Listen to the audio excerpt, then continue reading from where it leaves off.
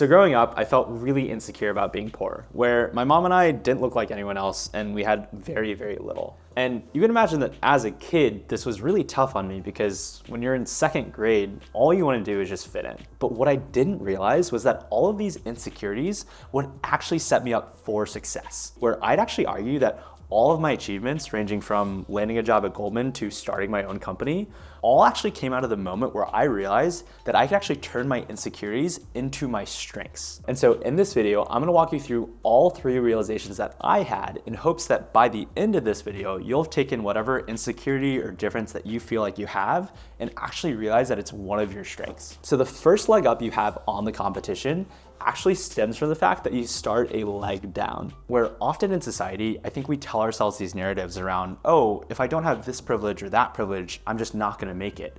And I find these narratives to be kind of toxic because they take away our own agency and our own power in actually going for and achieving our dreams. Because I actually think there's a gift in starting with a lack of privilege, where that lack of privilege actually forces us to become even better if we just want to survive or compete. And this is something I call forced foundational mastery. Now, what do I mean by this huge buzzword that I just made up because I couldn't figure out a better way to describe it?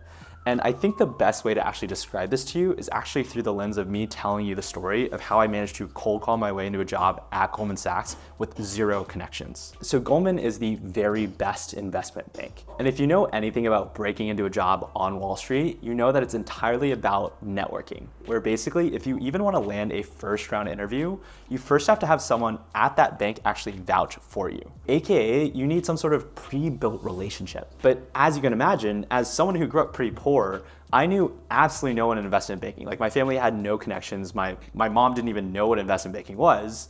And so I was sitting there heading into recruiting being like, how am I ever even gonna land a shot at getting one of these offers? And to make matters even more difficult for me, a lot of the kids that I was competing with all had a dad who was either an investment banker themselves or was fraternity brothers with some managing director at one of the top banks. All to say, they had a shoe in. And so when I first started this recruiting process, I felt really frustrated. I felt cheated and upset that even if I had a better resume, just because I didn't know someone, I couldn't get an interview. But at the end of the day, I knew that this was my dream job and I was not gonna let circumstances affect my own personal success. And so for the next few months, I hustled so freaking hard, where I sent hundreds of cold emails where I would basically go through LinkedIn and find any alum from my school that I could find possibly and just beg them for an informational interview. And through that painful process of getting ghosted constantly, getting rejected, but then eventually having a couple conversations, I was able to learn the small ticks and differences between how to send a cold email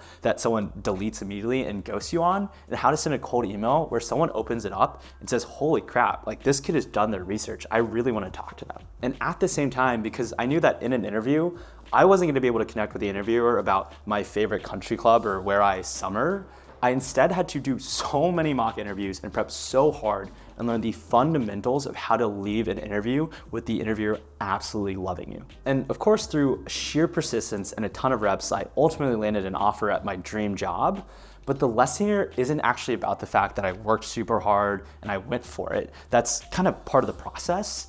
It's actually the thing that happened next that I didn't expect. Basically, if you think about my peers who had that shoe-in introduction into their first job, they never had the chance to learn the fundamentals of how do you write a really good cold email or how do you build a really genuine cold relationship with someone. Whereas for me, because I didn't have anyone to show me the way or the privilege of starting at a higher step, I had to learn all the fundamentals from 0 to 1,000. Where now, from my much older and wiser vantage point, I can tell you with absolute conviction that the skills I was forced to develop in that initial recruiting process have served me incredibly well in terms of actually starting my own company and raising $5 million for my startup. And so what I want you to realize is that yes, sometimes someone will get a shortcut early on, but that kind of shortcut doesn't matter to someone who's mastering the fundamentals and thinking about playing the long game. And the thing is, you actually have another trait in your bag as someone coming from a disadvantage of actually making sure that you're playing the long game. And that trait is just the sheer hustle and hunger that comes from having a chip on your shoulder. So I'm super open to admitting that I had a chip on my shoulder growing up because number one, I was bullied a ton for looking the way that I looked.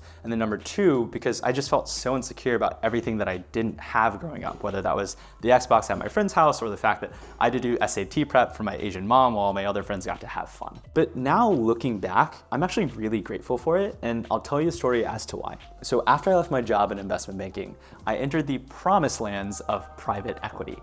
And I was so hungry to make a name for myself in private equity that I wanted to do something that very few junior associates do, which is sourcing a new deal. And basically what sourcing a deal means is that you as an associate find some hidden gem of a business out there that your firm ends up deploying millions of dollars of investment into. But if you think about it, this is actually insanely hard to do as someone in your early 20s. Number one, you're competing with all the other top private equity firms out there.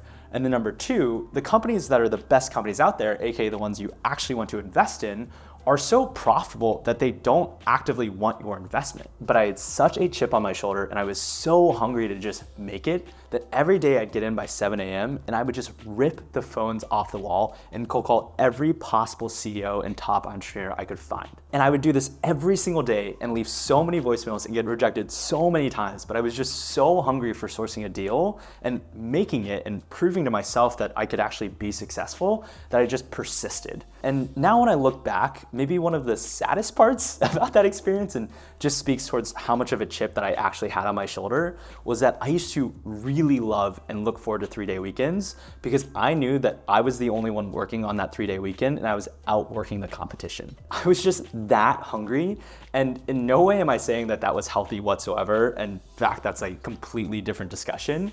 But because of that hustle and sheer persistence I had, that chip on the shoulder, I was ultimately able to source the largest proprietarily sourced deal that we had ever done in the firm's history, which is a $90 million investment. So the moral of this story here is that if you come from nothing, or if you know what hunger feels like where you don't even know where your next meal is coming from, you have absolutely nothing to lose. And that hustle is going to lead you to outwork all the competition, but more importantly, become a better version of yourself every single day. And what you're gonna see is that little amount of extra hard work you put in every single day, that 1% difference is going to compound over the long run and help you build the dream life you actually want. Basically, I want you to realize that you are built different. But the caveat I'll give you here is that these two qualities that we just talked about, so building out your fundamentals and sheer persistence, are, in my opinion, only enough to get you to a medium amount of success in life. Where I actually think you need this third and final trait in order to unlock the greatest amount of success in your life,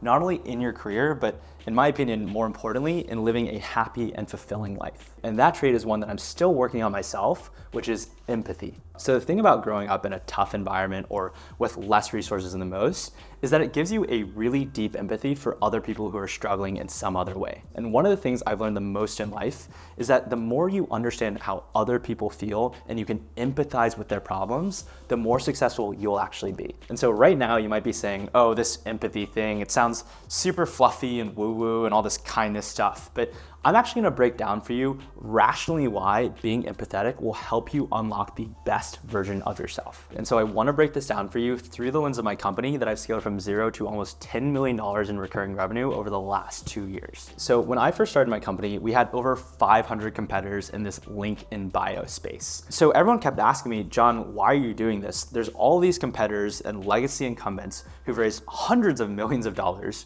and you're just gonna start another competitive solution. But I knew that I had one distinct advantage over all of my other competitors, and that was that I was my own customer. See, the reason I started Stan was actually to solve my own pain points and my own problems as a content creator. And so I built Stan with the original form of empathy, which was I felt the pain all the time as my own customer. Whereas all of my competitors were just a bunch of tech bros who sat in Silicon Valley and had no idea what it was like to truly be a content creator. And so because I can so deeply empathize with our customer, I don't have to guess which product features to build or how to market and what language to use in my marketing, because I can deeply empathize with my customer and really put myself in their shoes and be like, like what would I want if I was a creator, or how would I want to be marketed to that I would actually purchase this product? And so you start to see that the most successful people in business are the people who understand their customers' problems and pain points the most viscerally AKA they can truly empathize the most with their customer. And so when I reflect on why my company in such a short amount of time has grown so quickly and scaled so successfully, I really think it's because we've rooted ourselves so deeply in one of our core values, which is empathy.